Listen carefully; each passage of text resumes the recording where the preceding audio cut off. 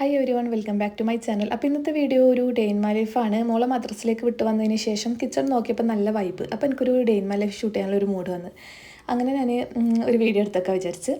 അപ്പം രാവിലെ മോള് മദ്രസ പോയി കഴിഞ്ഞാൽ പിന്നെ ഞാൻ എൻ്റെ ചായ കുടിയും കാര്യങ്ങളൊക്കെ ചെയ്യും. അതിന് ശേഷം നമ്മുടെ ബ്രേക്ക്ഫാസ്റ്റ് ഉണ്ടാക്കും. അപ്പോൾ ഇന്ന് ബ്രേക്ക്ഫാസ്റ്റ് ഉണ്ടാക്കേണ്ട ആവശ്യമില്ല, ഓൾറെഡി ഫ്രിഡ്ജിൽ ദോശമാവ് കറി എല്ലാം ഉണ്ട്. പിന്നെ മോൾക്ക് ടിഫിനിൽ അതെനിക്ക് കൊടുത്തു വിടാനുള്ള മടി കാരണം ഞാൻ അവൾക്കുള്ള ഒരു സംഭവം മാത്രം രാവിലെ പ്രിപ്പയർ ചെയ്തു.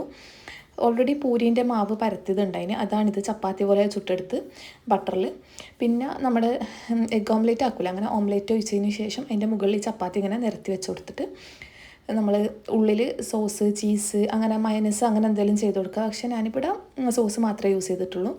പിന്നെ ഫ്ലേവറിന് വേണ്ടിയിട്ട് കുറച്ച് ഒറിഗാനോ മുകളിൽ ഇട്ട് കൊടുത്ത്. അതാകുമ്പോൾ കുട്ടികൾക്ക് ഇഷ്ടപ്പെടുന്ന ഒരു ഫ്ലേവറാണ് സോസിൻ്റെത്, പിസ്സൻ്റെ ഒക്കെ ഫ്ലേവർ. അപ്പോൾ അവർ അങ്ങനെ കഴിച്ചോളും. ഇപ്പം ദോശൻ്റെ കൂടെ ഞാൻ ഓംലെറ്റ് കൊടുത്തു വിട്ടണമെങ്കിൽ അവൾക്കത് ഇഷ്ടമാവില്ല. അപ്പോൾ അതുകൊണ്ടാണ് ഞാൻ ഈ ഒരു മെത്തേഡിലേക്ക് മാറ്റിയത്. എഗ്ഗിന് വലിയ ഇഷ്ടമില്ല, അപ്പോൾ ഈ രീതി കൊടുത്തു കഴിഞ്ഞാൽ എഗ്ഗിൻ്റെ ആ ഒരു ഇത് മനസ്സിലാവില്ല. അപ്പോൾ അതിന് വേണ്ടിയിട്ട് പിന്നെ ഉള്ളിൽ ഇഷ്ടമുള്ള വെജീസ് വെച്ച് കൊടുക്കുക. ഞാൻ ലെറ്റ്യൂസ് ഉള്ളതുകൊണ്ട് ലെറ്റ്യൂസ് വെച്ച് കൊടുത്ത് അങ്ങനെ മോളെ കാര്യങ്ങളൊക്കെ ചെയ്ത് അവളെ സ്കൂളിൽ വിട്ടതിന് ശേഷം നമ്മൾ ബ്രേക്ക്ഫാസ്റ്റും കഴിഞ്ഞ് ഇനിയിപ്പം ചോറിനുള്ള അരിയിടലാണ്. അപ്പം ചോറ് ഞാൻ ഒന്നരാടം എന്ന് പറയില്ല, ഇങ്ങനെ ഒരു ദിവസം ഇടവിട്ടിട്ടാണ് ചോറ് ഉണ്ടാക്കുക. 2 ദിവസത്തേക്ക് ഒന്നിച്ച് ഉണ്ടാക്കലാന്ന്. അങ്ങനെ ചോറിന് അരിയിട്ട് ഇനിയിപ്പം കിച്ചൺ ജസ്റ്റ് ഒന്ന് ക്ലീൻ ചെയ്യും. ബ്രേക്ക്ഫാസ്റ്റിൻ്റെയും ചായൻ്റെയും മൊത്തം ഒരു അലമ്പുണ്ടാവില്ലേ, സ്കൂളിൽ പോകുന്ന ദിവസമാകുമ്പോൾ നല്ലോണം അലമ്പുണ്ടാവും. കാരണം ഒന്നും ഒതുക്കാൻ നമുക്ക് ടൈം കിട്ടില്ല രാവിലെ. അപ്പം എല്ലാം കഴിഞ്ഞൊരു യുദ്ധം കഴിഞ്ഞ ഒരു ഫീലാണ് ഉണ്ടാവും. അത് കഴിഞ്ഞിട്ടൊന്ന് ഒതുക്കിയതിന് ശേഷം നമ്മൾ ചോറിൻ്റെ ബാക്കി ലഞ്ചിൻ്റെ കാര്യങ്ങൾ നോക്കുന്നതാണ്. അപ്പം ലഞ്ചിന് വെണ്ടക്കത്തോരനാണ്. വെണ്ടക്കത്തോരനെന്ന് നമ്മളിവിടെ പറയില്ല കേട്ടോ, നമ്മളിവിടെ വറവ് എന്നാണ് പറയാം, വെണ്ടക്ക വറക്കുന്നത്. അപ്പം അങ്ങനെ പിന്നെ വെണ്ടക്കേൻ്റെ ഒരു പശപ്പില്ലാണ്ടിരിക്കാൻ വേണ്ടിയിട്ട് കുറച്ച് മുളക് പൊടിയൊക്കെ ചേർത്തിട്ട് നമ്മൾ വെണ്ടക്ക വറക്കൽ. അപ്പോൾ അങ്ങനെ ഒരു ഭാഗത്ത് വെണ്ടക്ക റെഡി ആവുന്നുണ്ട്. പിന്നെ ചോറ് ഏകദേശം റെഡി ആയിട്ടുണ്ട്. അപ്പോൾ അതുകൊണ്ട് റൈസ് കുക്കറിലേക്ക് മാറ്റാൻ വിചാരിച്ചു.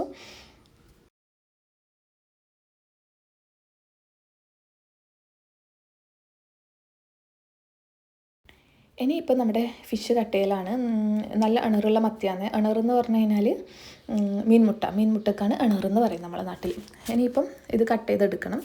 പിന്നെ ഞാനിങ്ങനെ ഇരുന്നിട്ടാണ് ഫിഷൊക്കെ കട്ട് ചെയ്യൽ. പണ്ടൊക്കെ ഞാൻ നിന്നിട്ട് ചെയ്യലുണ്ടായിന്. ഇപ്പം പിന്നെ കാലൊക്കെ സീനാണ്, കാലിൻ്റെ മുട്ടും കാലിൻ്റെ അടിയൊക്കെ റിപ്പയറിന് വെക്കേണ്ട സമയമായിട്ടുണ്ട്. അപ്പം പിന്നെ അതുകൊണ്ട് പിന്നെ ഇരുന്നിട്ടാണ് ചെയ്യൽ. എനിക്ക് തോന്നുന്നു എല്ലാവരും വീഡിയോ കാണുന്ന എല്ലാവരും ഇരുന്നിട്ട് തന്നെ ആയിരിക്കും ചെയ്യുന്നുണ്ടാവുക. ആരെങ്കിലും നിന്നിട്ട് ചെയ്യുന്നുണ്ടെങ്കിൽ ഇരുന്നിട്ട് കട്ട് ചെയ്യുക. ഇരുന്നിട്ട് ഫിഷ് ആയാലും വെജിറ്റബിൾസ് ഒക്കെ ആയാലും ഇരുന്നിട്ട് കട്ട് ചെയ്യുക. നമ്മൾ ഒരു ഉള്ളിയല്ലേ 2 തക്കാളിയല്ലേ എന്നെല്ലാം കൊണ്ട് നിന്നിട്ട് പെട്ടെന്നാവുമല്ലോ എന്നുകൊണ്ട് നിന്നിട്ട് ഞാൻ അങ്ങനെ തന്നെ ചെയ്യലുണ്ട്. പക്ഷേ ഇപ്പം തീരെ പറ്റാണ്ടായിട്ടുണ്ട്. അപ്പം പിന്നെ നന്ന സൈഡാകുന്നതിന് മുന്നേ അതൊക്കെ നമ്മളൊരു ഹെൽത്തൊക്കെ കെയർ ചെയ്തിട്ട് തന്നെ ചെയ്യാമെന്നുള്ളതാണ്. നമ്മളെ ഹെൽത്ത് എന്തായാലും നമ്മളെ പ്രൈമറി റെസ്പോൺസിബിലിറ്റി ആണ്. അപ്പം അതുകൊണ്ട് പിന്നെ അതൊക്കെ കെയർ ചെയ്യുക. അപ്പോൾ നമ്മുടെ ഫിഷ് ഇവിടെ കട്ട് ചെയ്തിട്ടുണ്ട്. ഇനിയിപ്പം നമുക്ക് ഫിഷ് കറി വെക്കണം. പിന്നെ അണറ് ഫ്രൈ ചെയ്യാമെന്നാണ് വിചാരിച്ചിട്ടുള്ളത്. അങ്ങനെ എനിക്ക് പെട്ടെന്ന് ഡിസിഷൻ മേക്കിങ്ങും അങ്ങനെ പെട്ടെന്നൊന്നും കത്തൂല കേട്ടോ. അത് പിന്നെ അളവും നമുക്ക് പെട്ടെന്ന് കറിക്കകത്ത് മീൻ ഇടുമ്പോൾ നമുക്ക് മനസ്സിലാവും ഇത്ര മീൻ വേണോ അത്ര മീൻ വേണോ എന്നൊക്കെ. പിന്നെ എനിക്ക് ഓവറായിട്ട് മീൻ ചുവക്കുന്ന കറി ഇഷ്ടമല്ല. കറിക്ക് നമ്മൾ കൂടുതൽ മീൻ ഇട്ട് കൊടുത്തു കഴിഞ്ഞാൽ കറിക്ക് മീനിൻ്റെ മണമായിരിക്കും കൂടുതലുണ്ടാവുക. അപ്പോൾ എനിക്ക് ഇഷ്ടാവലില്ല.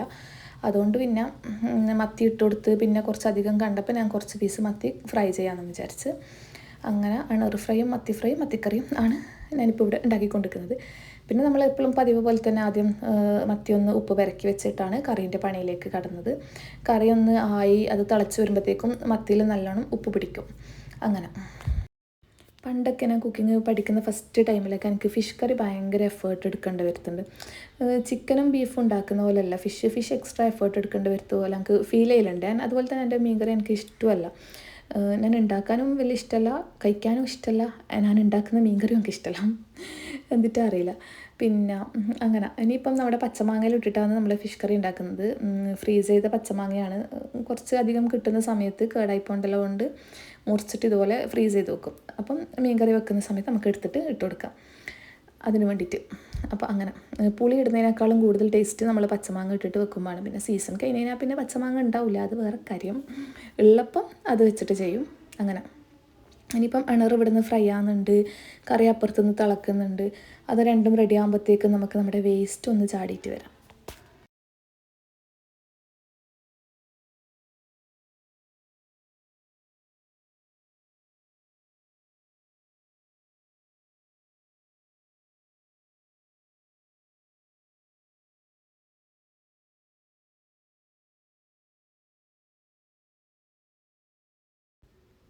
ഇനിയിപ്പോൾ നമ്മുടെ മീൻകറി നന്നായിട്ട് തിളച്ച് വന്നിട്ടുണ്ട്. മാങ്ങയൊക്കെ നന്നായിട്ട് വെന്ത് അലിഞ്ഞ് തുടങ്ങിയിട്ടുണ്ട്. ഇനിയിപ്പോൾ നമുക്കിതിലേക്ക് മീൻ ഇട്ട് കൊടുക്കുക. മീൻ ഇട്ട് കൊടുത്തിട്ട് 2 തിളച്ചതിനകത്ത് തന്നെ ഓഫാക്കുക. അതാണ് അതിൻ്റെ ഒരു കൺസിസ്റ്റൻസി എന്ന് പറയുന്നത്. അപ്പോൾ അത് കഴിഞ്ഞിട്ട് ബാക്കി പിന്നെ മൺചട്ടി ആയതുകൊണ്ട് തന്നെ അതിൽ കിടന്നിട്ട് വെന്തോളും. അങ്ങനെയൊക്കെ അതൊക്കെ ഇപ്പം എല്ലാവർക്കും അറിയുന്നത് തന്നെയായിരിക്കും, ഞാൻ ജസ്റ്റ് പറഞ്ഞെന്നുള്ളൂ. അപ്പോൾ ഇങ്ങനെയൊക്കെ നോക്കിയിട്ടാണ് നമ്മൾ മീൻകറി ഉണ്ടാക്കുക. എന്നാലും എനിക്കിഷ്ടമല്ല മീൻകറി, അത് വേറെ കാര്യം. ഇനിയിപ്പോൾ നമ്മുടെ ഒരു ഭാഗത്ത് നിന്ന് ഫ്രൈ ആയിട്ടുണ്ടല്ലോ, ഇനിയിപ്പം ഫിഷും കൂടി ഫ്രൈ ചെയ്യണം. ഞാൻ ലാസ്റ്റ് മൊമെൻറ്റിലാണ് ഫിഷ് ഫ്രൈ ചെയ്യാനുള്ള ഡിസിഷൻ എടുത്തത്. അതുകൊണ്ടാണ് ഇതിപ്പം രണ്ടാമത് എക്സ്ട്രാ പണിയായത്. അല്ലെങ്കിൽ ഇടുന്ന സമയത്ത് തന്നെ ഒന്നിച്ച് മത്തിയും കൂടി ഇടുന്നതെങ്കിൽ ഒന്നിച്ച് അങ്ങ് ഫ്രൈ ആയി കിട്ടിയേനെ. അപ്പോൾ അങ്ങനെ ഡിസിഷൻ മേക്കിങ്ങിന് സ്ലോ ആയതുകൊണ്ട് തന്നെ എനിക്ക് എക്സ്ട്രാ പണിയും എനർജിയും ടൈമും എഫേർട്ടും എല്ലാം വേണ്ടി വരുത്തുന്നുണ്ട് കിച്ചണിൽ. അങ്ങനെ ഇനിയിപ്പം നമ്മുടെ ചോറ് വാർത്ത് കഴിഞ്ഞിട്ടുണ്ട്. ഈ ഒരു മെത്തേഡിലാണ് ഞാൻ ചോറ് വാർക്കൽ. മെയിനായിട്ടും പണ്ടൊക്കെ ഞാൻ ചെമ്പ് അങ്ങനെ തന്നെ കമഴ്ത്തിയിട്ട് എനിക്ക് ചെയ്യാൻ അറിയുമായിരുന്നു. പക്ഷെ ഇപ്പം ഞാനത് ചെയ്യലില്ല. ഒന്നാമത് 2-3 പ്രാവശ്യം എൻ്റെ കയ്യിൽ സ്ലിപ്പായിട്ട് കൈമെന്ന് വെഴുതി വീണിട്ടുണ്ട്.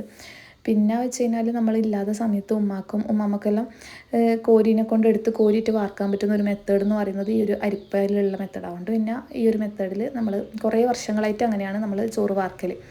അപ്പം അങ്ങനെ എനിക്ക് ഭയങ്കര കുക്കിങ്ങിൽ ഭയങ്കര പെർഫെക്ഷനിസത്തിനേക്കാളും എനിക്ക് ഈസിനെസ്സും അങ്ങനെയുള്ള കാര്യങ്ങളൊക്കെയാണ് ഞാൻ കൂടുതൽ നോക്കുക. അപ്പോൾ അങ്ങനെ നമ്മുടെ ചോറ് കഴിഞ്ഞ് ലഞ്ച് കഴിഞ്ഞ് പിന്നെ ഈവനിങ് ഞാൻ താഴെ വന്നിട്ടുണ്ടായിട്ടില്ല.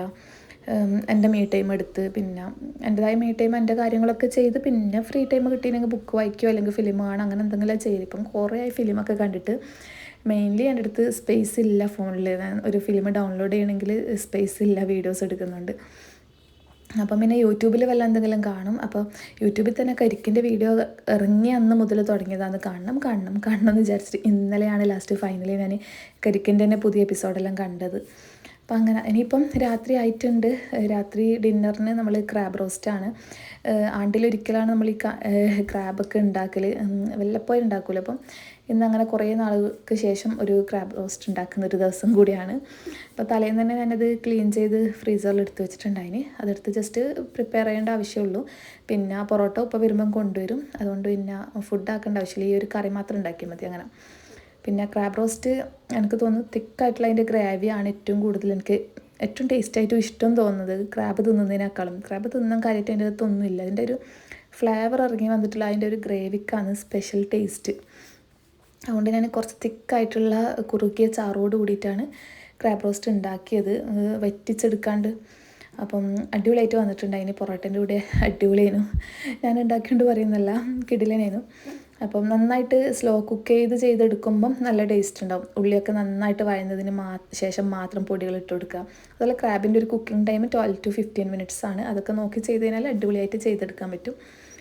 അങ്ങനെ നമ്മുടെ ഡിന്നറും കൂടെ ഇവിടെ റെഡി ആയിട്ടുണ്ട്. ഇത്രയൊക്കെ തന്നെയാണ് ഇന്നത്തെ വിശേഷങ്ങൾ. ഒരു കിച്ചൺ ടു കിച്ചൺ ആണ്.